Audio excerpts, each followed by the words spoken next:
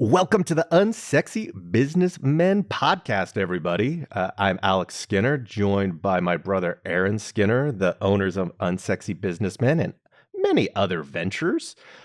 Today, we want to chat with you all about how to balance full-time work and your new startup, something that Aaron and I have both had experience with.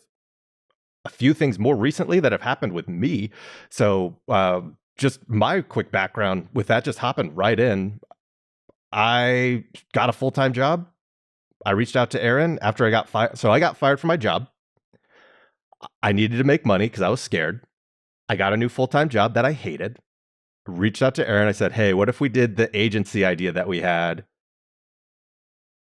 And I quit my full-time job and just put all of my time into this. So my experience with managing full-time in a startup is I didn't want to do it. And so I did that, but then I also got a teaching gig on the side just to like have some supplementary income coming in. And I just quit that job to put more time and attention to two things that Aaron and I are working on. So I have balanced my startup with full-time, part-time work for about 2.5 years now. So just so you know, I'm quite experienced with it. And there's going to be a lot of, I want to put a caveat here. It all comes down to risk tolerance. Risk tolerance is like, if you have a high risk tolerance, just quit your job and start working on your startup. If you have a very low risk tolerance, those are the steps that we're going to go over today to make it easier for you. And then Aaron, I know when you were starting Honestly Clean, you were working at a call center. What was that experience like balancing that? How long were you even working there before you quit? Oh, dude, I worked at the call center for like 8 years. So I was working at the call center while I was going to college, and it was one of those things where I think almost everyone fantasizes about having their own job, and so you just think about it all the time. And then it finally got to a spot where I really, really wanted to start my own business, and so I continued to work at the call center while I started my cleaning business. And essentially, once I got a few clients lined up, I had a very high risk tolerance and I guess almost belief in myself that I just quit my job and just went all in. I don't recommend everybody do that, but that's just what I did. There was a lot of stuff going on in my life, and I was just like, this is either going to work or it's not going to work. And I'm going to do everything in my power to make it work. So I was probably, while I'd started the cleaning business, I was probably still at my job for maybe a couple months before I finally just quit. I just needed the proof of concept that there was a demand out there. And if I had more time, I could build a business faster. Was there a final straw? Or was it just, nope, proof of concept, I'm out of here? It wasn't like something happened at the job where you're like, no, deuces. Not really. I didn't really like the job for a long time. I'd gotten to a new position and I didn't like that position, but it was fine. Actually, the position I had before, I hated even more. But I don't know. I think you kind of have the entrepreneurial spirit kind of ingrained in you, or you don't. I have always kind of had little businesses here and there, and there was nothing that was like my boss pissed me off or something like that. I was just like, I'd thought about it for long enough. I wanted to start it. The proof of concept was there, and I just knew if I put enough energy into it and kind of had way more time, I'd be able to build a business. So that's why I quit, and the rest is history. I think that is a big thing. I've already noticed it. So I just quit my teaching gig on Friday. We're recording this on a Thursday. So It's been about 4 days. And I've already noticed like just the amount of time that you have goes up substantially. Granted, like it was a very cush job to be able to do all of the things that I wanted to do and made a pretty good amount of money. But you always had something else to focus on. Like you had to I have to grade. This student has this question. Oh, I might have to substitute today because somebody's not here, or I have to do this, or I have to do that. And now like this entire week, it's just been gone. And even even to add on to that, like I was on parental leave from that job because I had a kid back in June. I guess it doesn't matter when he was born, but like I didn't have the amount of freedom then.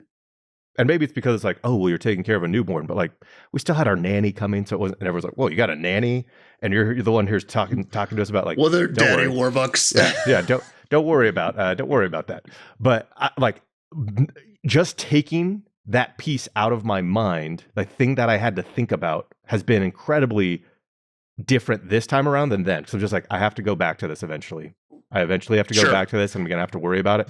And now it's just like this, my thing, and just trying to work on those as much as possible. So in terms of like balancing it, it all just comes down to like the individual person. And like, I think what Aaron said is the thing, like the spirit of entrepreneurship. If you have it, you're going to be able to figure out a way to balance it. When I was at my old marketing job and we started another agency, hopefully the statute of limitations has passed on that. I actually have, who cares? Come and sue me. It is. Yeah. Not that I want to be sued, but like, I know that you won't. When we started A5, I was just like, all right, I'm going to do this whenever I have additional time. And so a lot of that was in the evenings, working on that in the evenings, starting to build up our clientele that way. A lot of calls between 4 and 7 p.m., generally speaking. And you just make that work for as long as you can. I eventually moved away from A5 and put all of my time and effort back into my previous job. That still is one of my biggest regrets. I think I've talked to Aaron a ton about this, where it's like, I wish I just would have quit. This is turning into not how to balance. This is turning into everybody, you should just quit your job. Like, I don't know. I'm really passionate about it right now because I'm just like, every time I have quit something and put my time into my own thing, things have only got better. I do want to give people a reality check, though. Please don't just go quit your job because you have all this drive. I mean, it's a good thing it works out for both of us, right? But I do think there is some wisdom in having a plan set up and getting something started before you just go out and quit your job. Because that's everyone's dream, right? Like you have that scenario played out in your brain where you tell your boss to, are we swearing in this or no? Yeah, you can swear in it. You tell your boss to fuck off and you go out and you become successful and your boss is still miserable at the job that you left.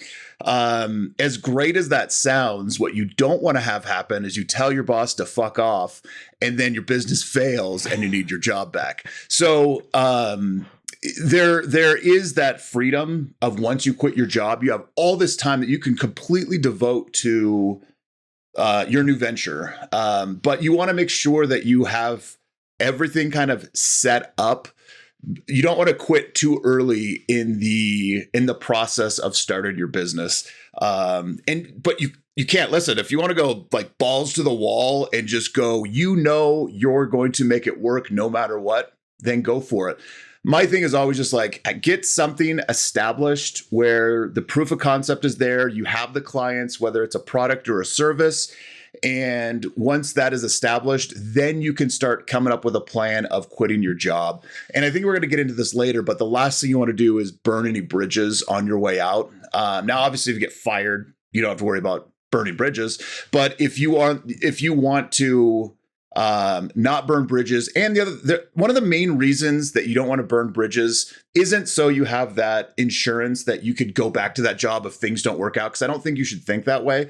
You just have to think of it as some of these people might be potential clients one day. So that happened to me. I had a lot of people from my old job that ended up being clients. But if I would have just pissed everybody off on my way out, that's thousands of dollars, if not tens of thousands of dollars that I would have missed out on if I would have burned those bridges. So you kind of have to look at it that way too. And it's just good just to be, I guess, in general, a good person when you're on your way out.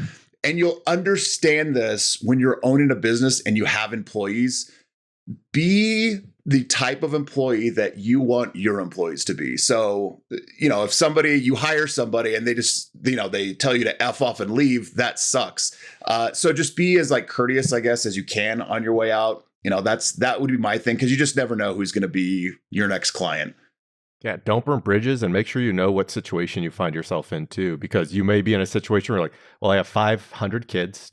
If you're if you're Anthony Edwards, you have 500 kids that you have to take care of, or like you could have like no accountabilities or responsibilities, and the transition is going to be way easier. So when I quit my teaching job, like that essentially came down to, how much money do we have in the bank? How much money do we have in retirement? How much money do we have in investments? How much money do we have for our kids? We don't have college savings accounts. We have different types of accounts for them. But for our children for when they turn 18 and can just go buy a bunch of heroin or buy a house.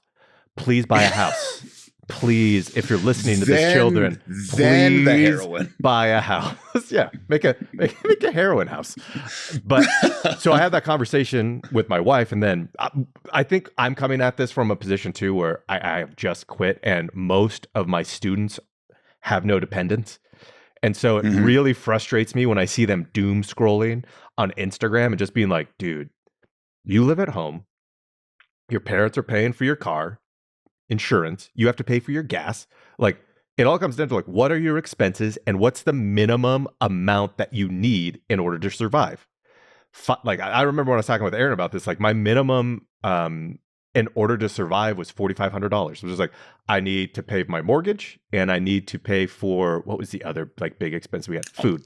Utilities? Food and utilities. I was just like, and that will cover, and everyone's like, that's a really, really big number. Yeah, I know, because as I got older and older, I got more and more dependencies upon me. Like, I'm not talking about dependence just like wife, children. I'm talking about like your Netflix account. Obviously, that's a dependent that's very easy to get rid of comparatively to a child for some of us. Right. But like there are all of these dependencies that start like coming on your shoulders that you have to make sure you're taking care of.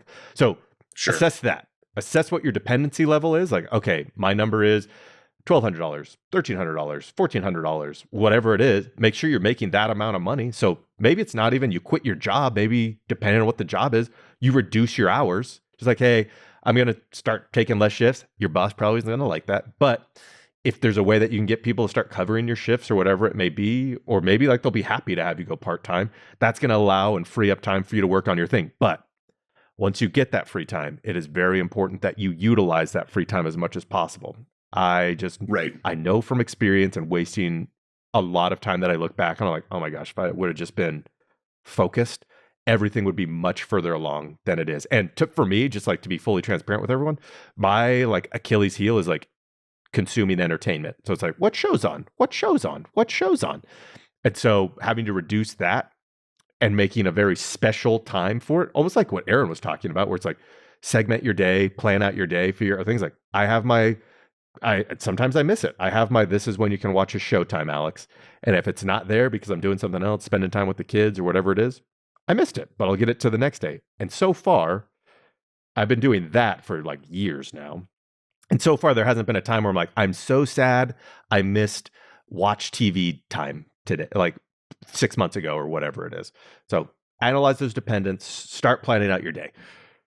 Yeah, I think the planning the day is one of the most important things. I mean, look at any successful entrepreneur. There are plenty of entrepreneurs who have started a business while they are currently employed somewhere. I mean, the famous ones are probably like Steve Jobs and Steve Wozniak. If you don't know who they are, the people that started Apple, you should definitely know who they are.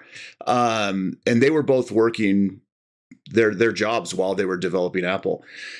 But my point being, if you have a regimented kind of schedule and you have those times set aside for each kind of activity with building your business, or like Alex said, spending time with family. And I don't think it should just be only business, only family, no fun. You want to avoid the burnout part, but I would say the majority of that, especially in the beginning of a business, should be focused on activities that are going to build your business.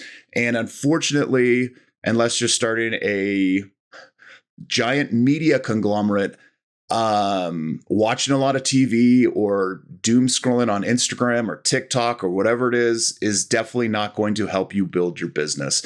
And so what helped me a lot with building my business is it's super easy. There's tons of free apps that you can use, just like either your Google Calendar, your Apple Calendar, whatever that is, just have it in there. Like from this time to this time, I'm going to be doing this with my business, whether that is doing sales, working on your marketing, working on your website, working on the services or product. Just there has to be something that is regimented. If it's not regimented in the beginning, it'll just eventually fall apart. So there has to be, and again, look at any like billionaire or any super successful entrepreneur.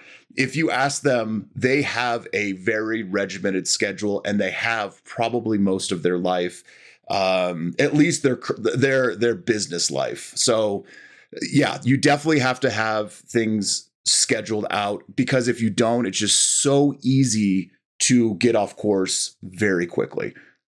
100%. And I think the hard thing too is you're also going to start getting like a little bit tired. So like if you don't have this thing planned out really, really well, you're just going to have no limits. You'll have like, we aren't taking the limitless drug here, where you're Bradley Cooper and you can do whatever it is for X amount of time and not feel tired afterwards. We live in a real world full of reality. Even, I don't know why I'm making so many drug references.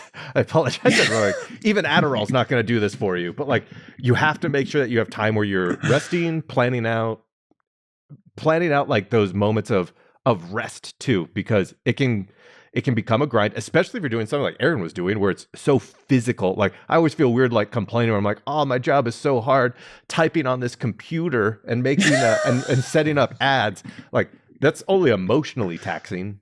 Whereas something like Aaron was doing can be both emotionally and, like, depending on who your clients are, emotionally and physically taxing. So you have to figure out, like, how did you do that? How did you, like, I have a feeling you just went balls to the wall, though. I just went balls to the wall. Yeah. Luckily, I was single at the time, so I had a pretty big advantage there. Not for very long, to be completely honest. I think I started my business, and then I started dating my future wife like 6 months later.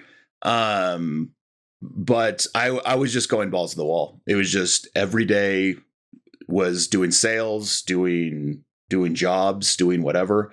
But they got to a point where you needed to make sure you were also nurturing the relationships you have, because you see that a lot too with kind of the stereotype of an entrepreneur where they just forget about everything except their business. And that can be a giant detriment to relationships and things like that. There were relationships that I probably lost along the way. There were friends that I didn't talk to as much, or I'd go hang out with as much, because I was so ingrained on building the business. Plenty of like, outings to like watch the game at Buffalo Wild Wings or whatever it was. There was plenty of times where I missed out on those things, which I was fine with, because I knew the end goal was to get to a place where then I could do whatever I wanted, whenever I wanted, for the most part. But yeah, that was me. I just went kind of just balls to the wall for about a year. Luckily, my wife was very supportive and understood, and that was a giant help too. So that's something to take into account too. This is something, if you're married, if you have a girlfriend, you have a family, or a boyfriend or a husband, you need to make sure that kind of everyone's on the same page, and then maybe even share your calendar with your significant other, just so they know, like, hey, this is what I'm going to be working on every day from this time to this time. It's not a giant surprise when you're gone, 12 hours a day or whatever it is. They just kind of know that, because I think some spouses, some significant others probably aren't going to be as cool with that as our spouses were or are. And if they're not, your spouse sucks. Yeah. Get divorced, in all honesty, get divorced now, so that you don't have to split your empire empire kids, with them later. Ditcher, or him. But yeah, but in all seriousness, you do have to be on the same page, because you're already getting all these stressors from running a business. If you're adding on top of that the emotional stress of an angry significant other, it becomes almost unbearable. So getting on the same page, and listen, even when we were on the same page, there were times where you'd butt heads about stuff. There were sporting activities or practices or games or whatever it was, plays that I couldn't make because I had to do a job or whatever, or I was out of town doing a job. So there are definitely some sacrifices that you need to make in order to make your business grow. But again, that was with the mindset of, I would eventually get to a spot where I wouldn't miss any of those activities anymore. And thinking about who you're sharing this information with. So obviously very important to tell spouse, significant others, or people that are going to be impacted by it. But you need to also be careful in people who are not going to be impacted by it. I know when we were doing A5, like that first time, I didn't tell anybody. I was very, very cautious. I didn't tell anybody at work because I was scared of like the potential one, like obviously there's like a conflict of interest there where I'm doing marketing for both things. But two, there's some people you can trust and some people that you can't trust. And then even like in my teaching gig, like I was very transparent in that one. And there were certain people who, my boss was super awesome. My main guy that I worked with was super awesome. And then there were people who were like, is Alex running his agency out of here? The answer was no, I was not running it out of there. Would I do work there? Yes, 100%. But that's the risk that you run. Like I essentially probably should have just kept it a huge secret, because then those people would have never asked questions that, honestly, those are like the types of questions and the type of light shone on me that went, you know what, I don't want to do this anymore. I liked it when Alex was off on an island all by himself. Now I'm getting all of this pressure because I've been very transparent with everybody in this process. And now it's leading to burnout of this job and the job that's making me oodles of money in comparison. So be careful who you tell. Yeah. I don't know if you ran into that. No. So my advice is just don't tell anybody. Like run your business. I mean, when I say don't tell anybody, I'm talking about coworkers and stuff like that, because you do run there, especially in your scenario, Alex. Mine wasn't as big of a deal, but I still didn't. In mine, I started a cleaning business, which was not competition for the company I was working for at all. But once you start telling people you have another, a portion of your energy is going to be devoted to something else besides the business, and you're not a company man anymore, you can run into a lot of issues. And even talking to coworkers about it, there's just so much jealousy out there. And I would say for the most part, people don't want to see you succeed because misery loves company. Everyone wants to be like, we're all here miserable together. Great. But if it's like, oh, Alex gets to leave and start his own business and grow it as much as he wants, there's something weird about people where they just don't want to see other people succeed. I don't know what it is, but like I said, the only thing I can think of is, like I said, the misery loves company. So everyone wants to be miserable together. And so I don't know. I'm kind of torn on it. The only people I told that I was starting a business was people that I wanted to see if they wanted to start it with me.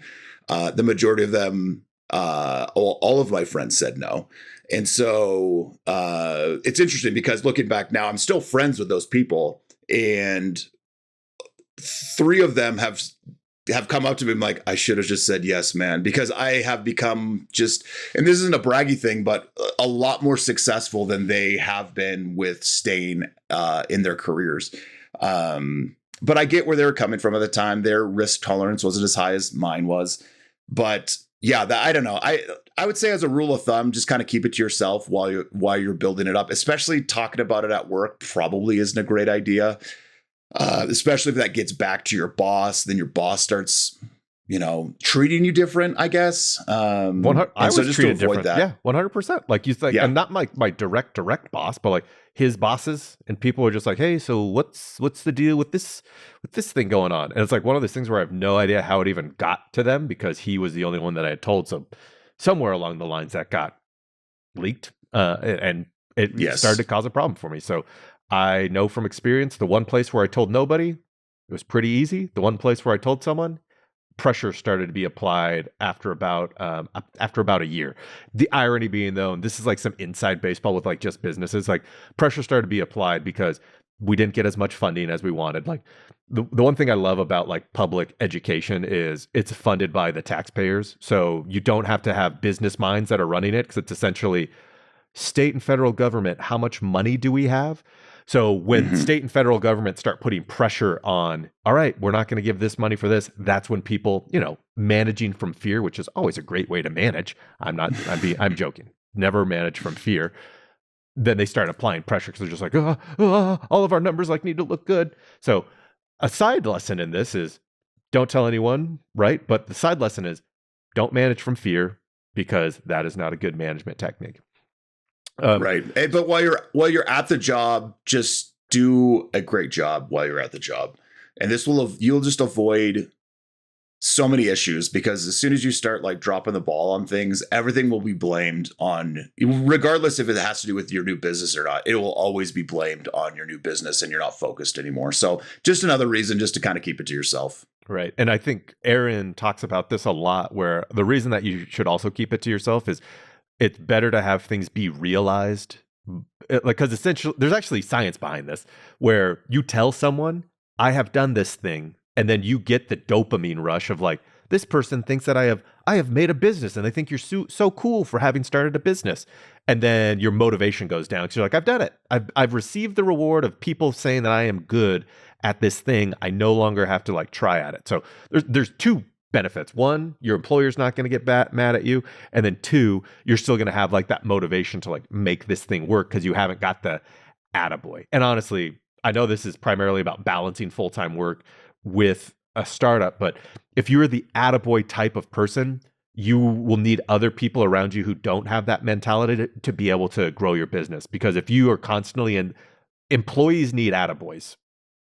Entrepreneurs don't. Entrepreneurs need to just get things done. They don't need someone to be like, "Oh, look how great you're doing. Look, congratulations on making $2,000 this week. Congratulations on making $500 this week." Like it, you need to just keep going, never get satisfied. Your attaboys as an entrepreneur, as a business owner, should be hitting the goals that you've set. And that's just an attaboy to yourself kind of a thing. Be like, okay, I did that. Great. That's really good.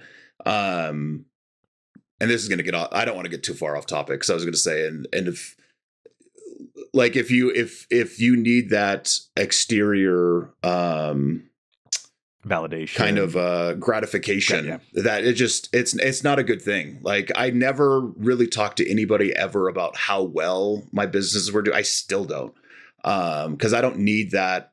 Oh, wow, you made how much money last year? Like, I don't care. I don't care what people think. Like, I want to make sure that I'm in a good spot. My family's in a good spot. The business is in a good spot is all I really care about. The bragging thing has never been a thing for, I'd say, I don't know. Maybe there are some entrepreneurs that are really successful that love talking about their money. I'm sure there are, but for the most part, most entrepreneurs are mostly proud of the businesses that they have built. And they're proud because they built them, not because, hey, look how much money I have, I'm doing better than you, kind of a thing. Right. I always suggest getting receipts. My really big thing is like getting receipts. So when I taught, because I have issues with people who say they do things but never show the things that they've done, I would always show my class our QuickBooks. Like, this is how much we invoice this month. This is how much we invoice this month. This is how much is in our bank account. This is how much is here. Because it's very easy to say, oh my gosh, I had $100,000 deal. But it's right. It's actually very easy to prove it too. You just show the money. Like, it's really easy to prove. Yes. So that's a really big thing for me. And then kind of like the last thing to chat about, I think the most important thing is knowing when to make the jump. And I don't know if Aaron and I are going to be the best in terms of I don't know if we're going to be the best in terms of like telling you when to do it, because I think at this point of where we're at, we're going to say, just make the jump if you have the grit. If you have the grit, just do it. Like, if you don't have grit, don't. I've seen way too many people that I'm business partners with or have been business partners with, where I'm just like, oh my God, like, I'll share a story. One of our company ideas was, it's not a bad idea. It's just like the amount of work that would have to go into it did not match up with like also doing full-time work. But it was, we're going to put video screens into people's, like, we would buy the video screens for them, put them into people's restaurants or wherever, and then ads would run. So the way that we would make money, like, they have their menu being shown up there, the stuff that they get to show, but the way we make money is through advertisers putting their ads there. That lasted for about 3 weeks. Because I was just like, yeah, let's keep doing it. I was having a blast. Him and I were hanging out a bunch. Like, I viewed it less as a, let's make this thing work and make money, and more of like, hey, I get to spend time with my friend. This is great. But after about 3 weeks, like, I don't want to do this anymore. And I was like, oh, there are people who like I don't know if I could have kept doing it. I think I could have, because I really did enjoy spending time with him. Like, that's all it came down to. I was like, Right. this is fun. This is like we're the two best friends that anyone could have. And then there are just some people who like don't have it. And the way that you're going to know if you have grit or you don't is you give up after you run into a hiccup. So if like you run into a hiccup and you still have your full-time job and like you're just like, oh, I don't want to do this anymore, stay at your full-time job, stay as a W-2 for as long as possible would be my suggestion. Otherwise, jump into it. If you're just like, nope, I can take the obstacle is the way. I just keep going through the obstacles. I think you're going to be absolutely fine to make the jump as soon as you want. And I think don't think that there's not self-doubt at all. Like I had plenty of doubt when I was building my cleaning business. I mean, there were times where I was like, what the hell did I do? I can't believe I left my job. And, there was it probably took about a year before I was making more money than I was at my previous job. And there were mornings you wake up, you're just like, should I just not do this? Should I go back? It would be so much easier if I just went back. But the thing that motivated me always is I hate being wrong. And I didn't want to be seen as a failure that I left that job or to start my own business and it didn't work out. But just know that there are going to be times with kind of self-doubt creeps in. But if you are, like Alex said, if you have that grit of F that, I'm going to just make this work, then you can make it work. The example I like to use all the time is I had a pretty big client in the very beginning of my business that fired us. And it was my fault. I hired the wrong people and it didn't work out. But it was like at the time, like 70% of the income for the business. And we lost that. And I was just like, oh my God, I don't know. Should I just go back to my other job? I didn't burn bridges, so I could have easily gotten the job back. And I was like, F that. And I just went out, started doing a ton of sales, got that fire in me again. And then we ended the kind of the moral of that story is I went to a lot of different businesses selling our janitorial cleaning services. Most of them said no. And then we finally got one that said yes. That yes turned into by far our biggest client that we ever had. And if it wasn't for the fact we got fired by the other client, I don't know if we would have ever found that big one. I mean, just to give you numbers, the client that we lost, I think we were making $3,000 or $4,000 a month off of at the time.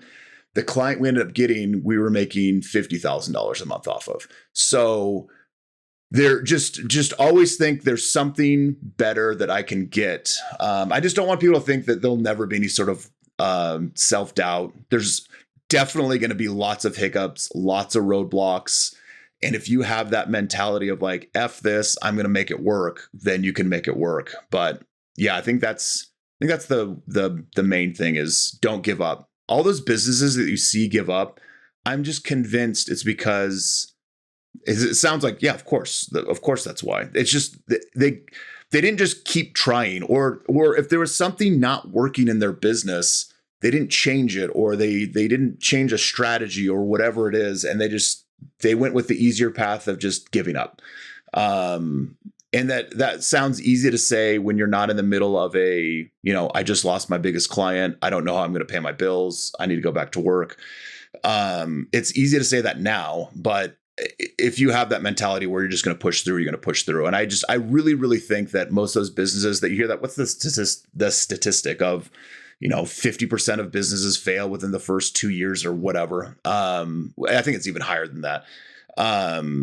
It's just because the people gave up. Like they had that client that they lost and they were so devastated by it that they wanted to go back to their comfort zone. You have to be able to work outside your comfort zone or you're never going to be successful.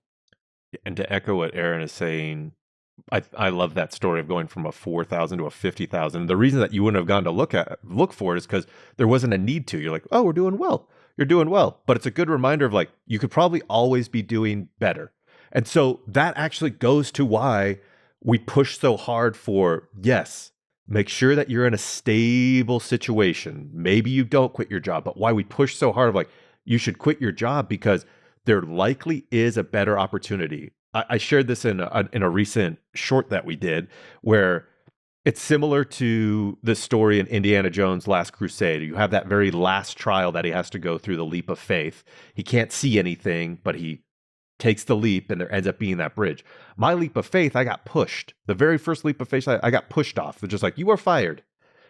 And it would have been very easy for me. And in fact, I did this exact thing. I literally went and got a new job. So just like, all right, I guess like, that's what you do. You just go get a new job, and then you're miserable for the rest of your life. And I'm not saying everyone's miserable in their full-time jobs. That's not what I mean there, but I was miserable at that second job that I got. You take that leap of faith, and then something good always happens. I have wanted to quit doing so many different things so many times, but every single time that we just keep going, something good happens. A sale happens. A new product is created out of thin air. And I think Aaron's story, once again, is a really good indicator of like, sometimes you just like get so comfortable, and then it's like, oh crap, this sucks. Like, oh, and now here's $600,000 a year from one client. Like that's super awesome. Any last thoughts, Aaron, before we wrap up here? I think the breakdown is just to kind of go over this. Like, you have a job you have a business idea, you want to get it started. So we'll just recap. Don't tell anyone about it at your job. Keep it to yourself. If you are 100% confident that you can get that business rolling, and you just need to put the amount of time into growing it as fast as possible, then quit your job. That's not what I recommend. But if you want to do that, that's fine. I think the prudent way to do it would be get your side business started, get some clients, make sure that is a viable business, and then put in your 2 weeks, don't burn bridges, and then make sure you are very regimented in what you're doing with building that business, so you do not have to go back to working at that job that you wanted to leave in the first place.